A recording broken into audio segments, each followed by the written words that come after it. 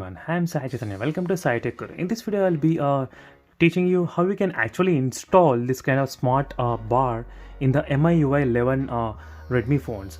So this applies to the all MI and Redmi phones which are running the MIUI 11 version.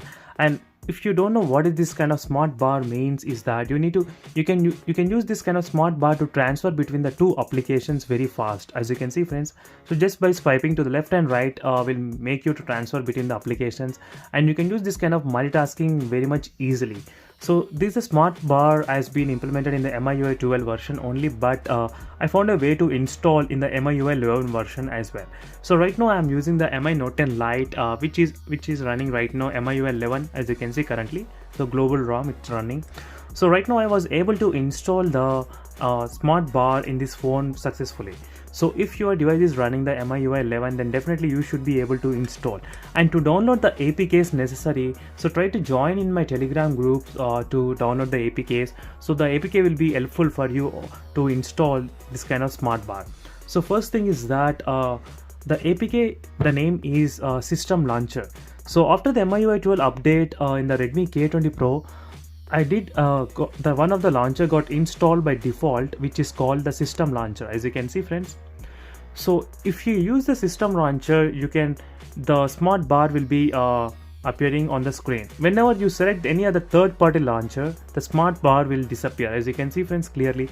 So then I figured out that the smart bar is related to the System Launcher only. So then I tried to install the APK of System Launcher in the MIUI 11, and it did work pretty good. As you can see right now, I'm using the same kind of smart bar to switch between the applications easily.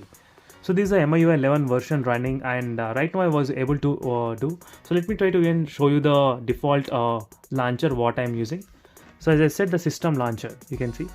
So overall friends, this is how you can install this kind of smart bar in any Redmi or MI phones, unless and until you install this application and make as a default home screen. So it works only when you make the default home screen only.